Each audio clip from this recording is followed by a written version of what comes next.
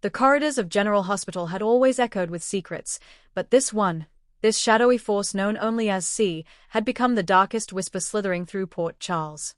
4 months, cryptic notes, anonymous threats, strange disappearances, and unexplainable coincidences had haunted several residents. But one person had been marked more than anyone else. Dr. Britt Westbourne. A survivor, a fighter, a woman once defined by her sins and later redeemed by her painful growth, Britt found herself once again targeted by a phantom puppeteer. Yet this time would be different. She wouldn't run. She wouldn't hide. She would hunt. And the truth she uncovered would shatter Port Charles' deep-dive story of suspense, heartbreak, twists, and a reveal no one saw coming. It started on a Tuesday. Britt had just finished reviewing a patient's chart when she noticed a smear of red under her office door. Her first thought, a prank, maybe spilled juice, a dropped marker, faded quickly when she saw how precisely the streak had been drawn. Almost like a warning. She crouched down. A message was written in red ink, trailing under the door like a thin river. "Stop digging, Britt. See." Her chest tightened. Again? She had been receiving small taunts for weeks, notes in her locker, a whispered voice behind her during night shift, someone going through her files.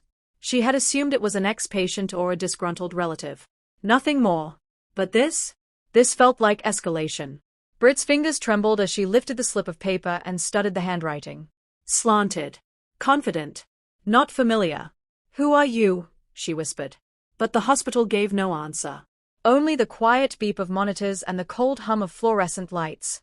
Later that afternoon, Britt stormed into the break room, fury in her eyes. Dante Falconeri and Sam McCall had been discussing a case, but both sat up straighter at the storm approaching. "You look like you're about to stab someone," Sam said bluntly. "Maybe I am." Britt snapped. She tossed the note onto the table. Another threat. Dante picked it up, brow furrowing. "Same C? This is the 4th one." "5th, Britt corrected. "You didn't see the one taped to my windshield yesterday." Sam leaned forward. "You know you don't have to deal with this alone." Britt let out a laugh, sharp, bitter. "Funny, because that's exactly how I feel." Dante tapped the note against the table. "We ran handwriting. No match. No surveillance footage. Whoever this C is, they know how to stay invisible." Sam added softly, "But they are watching you." Britt's eyes flashed. "Then let them watch. I'm done being the prey." She walked out, her lab coat fluttering behind her like a battle flag. Sam stood. "Dante, she's going to do something reckless." He gave a grim smile. "She wouldn't be Britt Westbourne if she didn't." That night, Britt returned to the hospital long after her shift ended. The corridors were almost silent, just a few night shift nurses and an orderly pushing a cart. She headed toward the archival records room, where old patient files, disciplinary reports, administrative logs, and years of forgotten hospital history were stored. She clearly knew things about her, so she would dig into everything she'd ever touched, everything her family had touched. Because part of her feared this wasn't about her at all. It was about legacy. And no legacy was more tainted in Port Charles than the Westbourne-Abrecht-Cassadine tangle. She pulled out folders, dozens of them, stacking them around her like barricades. Hours passed. Old files blurred together. But then, one name caught her eye. A file she didn't remember treating. A patient she didn't recall ever meeting. Cameron Avery. Admitted 10 years ago. Age, 13. Diagnosis, poisoning. Treatment, experimental protocol. Attending physician, Dr. Britt Westbourne. Britt blinked. "What?" "I never treated a Cameron Avery." The file didn't make sense. The handwriting in the notes wasn't hers. The signature was forged. The protocol used wasn't hers. Why was her name attached to this? She flipped to the final page. The patient had died. Her heart stopped cold. Had someone framed her a decade ago? Why? And more importantly, was C short for Cameron Avery? A child who died under her care? Thunder roared outside, shaking the hospital windows.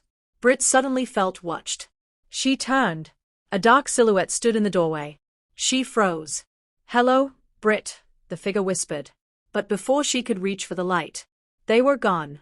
The next morning, Sonny Corinthus showed up at Britt's office before she even clocked in. "Dante told me," he said quietly. "Someone's targeting you." She rolled her eyes. Please don't tell me I suddenly need mob protection. I'm not here to hover, Sunny said. I'm here because I recognize the pattern. Britt frowned. What pattern? The notes. The disappearing figure. The threats without demands. They are not trying to hurt you, yet. They are trying to break you. Make you question yourself. Make you unstable so when they strike, you won't see it coming. Britt swallowed hard. Sunny continued. I've seen dozens of people like that. Someone with a grudge who takes their time. Someone who enjoys the game. Do you think this C is dangerous? Sunny looked straight into her eyes. I think C has already killed. Britt stiffened. Then I need answers. Sunny nodded slowly. Then start with who benefits from your downfall. But as Sunny left, his phone buzzed. A text from an unknown number. Stay out of Britt's path, Sunny. This isn't your story. See. His blood went cold. This wasn't random. This was targeted. Later that day, Alexis Davis was researching a legal article when she felt a light knock on her office door. Britt, she said, surprised. I need a lawyer, Britt replied without preamble. Alexis blinked. For what exactly? For a 10-year-old murder I wasn't aware I was involved in. Alexis set her pen down. Sit. Start from the beginning. Britt explained the fake patient file, the forged signature, the anonymous threats. Alexis listened intently, then pulled a legal pad toward her. This Cameron Avery. Did anyone claim malpractice? Sue? File a complaint. No, Britt said. The file never saw the light of day. It was buried. Which means someone wanted it hidden, Alexis said. And now that same someone wants it unburied. Britt's breath hitched. Alexis added, this is calculated. This C has intimate access to hospital records. This isn't an outsider. You think C works at GH? Britt whispered. Alexis nodded slowly. Or used to. Spinelli showed up at Britt's apartment that evening holding 3 laptops and a portable server. Maxi said you needed me, he chirped nervously. And when Maximister calls, the jackal answers. Britt smiled faintly. Spinelli, someone forged my signature on a patient file 10 years ago. Can you track who accessed it? Spinelli's fingers already flew across his keyboard. Already on it. After 20 minutes of intense silence, his expression changed. This is strange. What? The file was accessed last night, Spinelli said. But also 6 months ago. And before that, exactly 1 year ago. And the same time the year before. Like an annual check-in. Britt asked. Exactly, Spinelli said. And here's the odd part. The access logs were scrubbed each time. Very professionally. By who? Spinelli swallowed. Someone with the highest administrative clearance. Someone who knows how to erase digital footprints. Someone who knows the hospital's entire network inside and out. Britt's stomach dropped. You don't mean?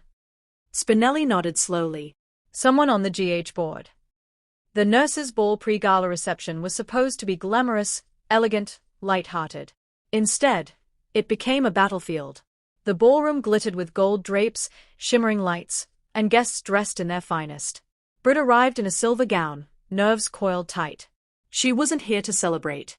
She was here to observe. Sam, Dante, Maxi, Sasha, and even Sunny formed a protective circle around her. But Britt kept scanning the room. Anyone could be C. Then, her phone buzzed. A message. Nice dress, Britt. Look up. C. Her head jerked upward. A balcony wrapped around the ballroom. And there, a figure in all black leaned casually against the railing, face hidden behind a silver half-mask. Her pulse thundered. It's them, she whispered. Sunny followed her gaze. Stay here. No, Britt said, stepping forward.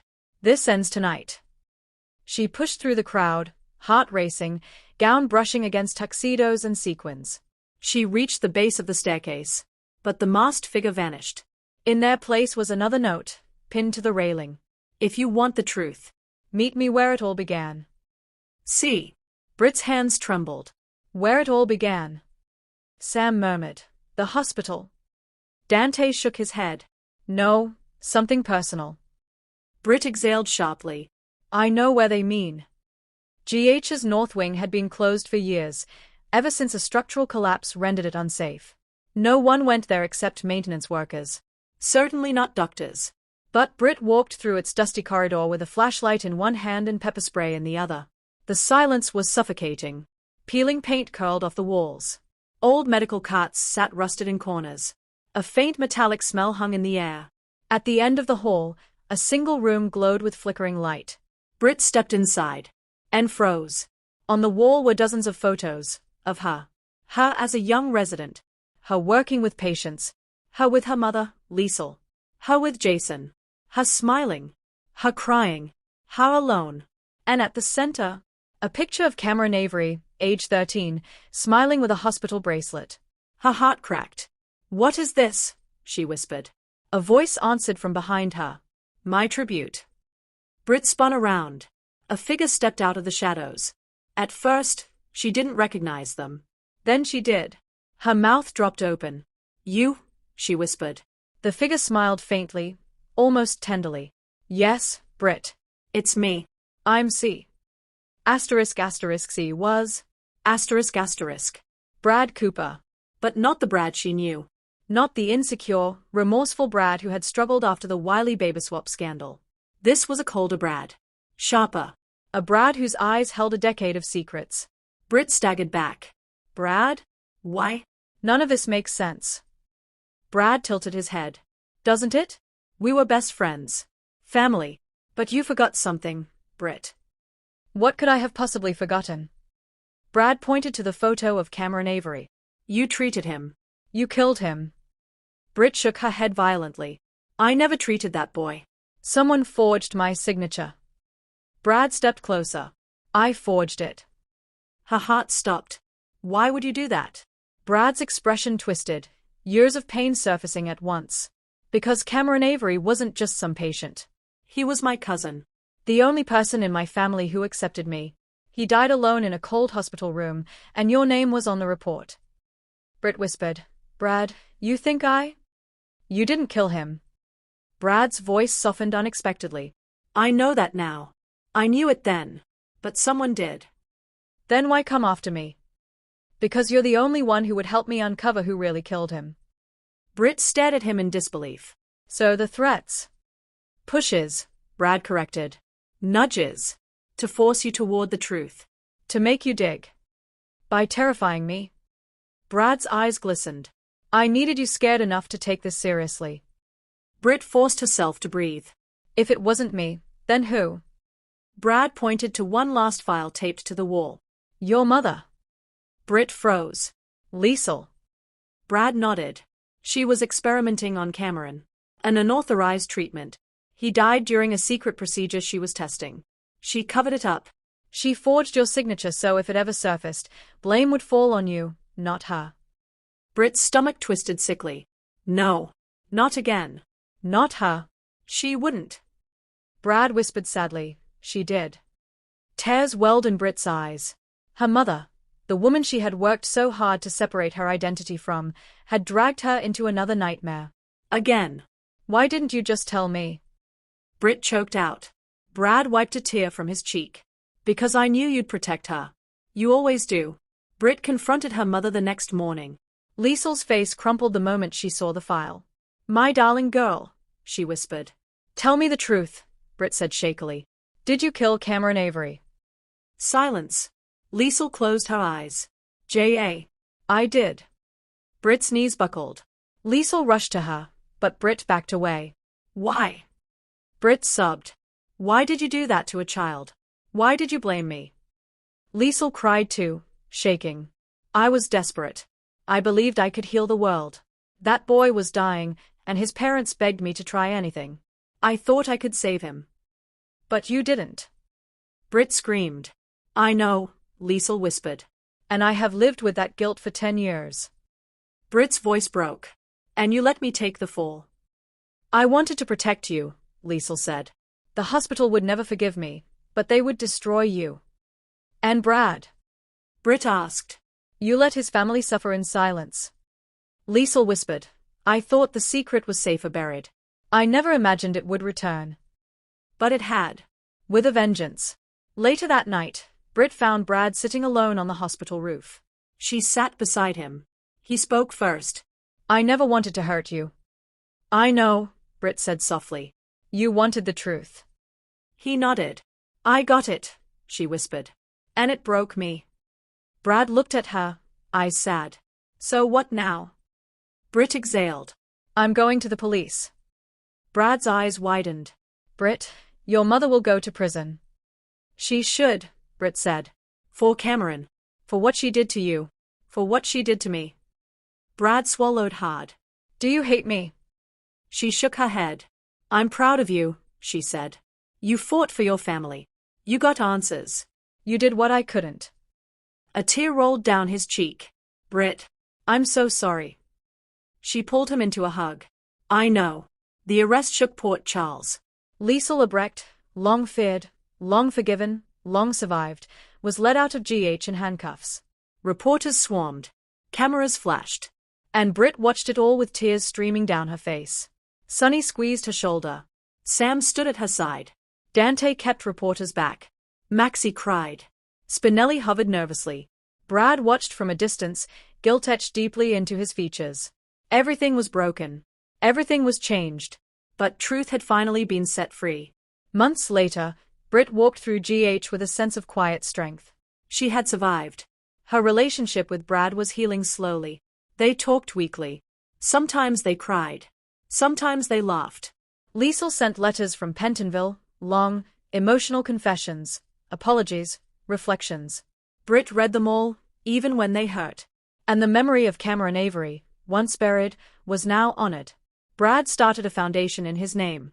Britt donated anonymously. But there was one final note waiting in her locker one evening. She froze. But this time, it wasn't a threat. It read simply. Britt smiled through tears. This chapter was closed. But her story was far from over.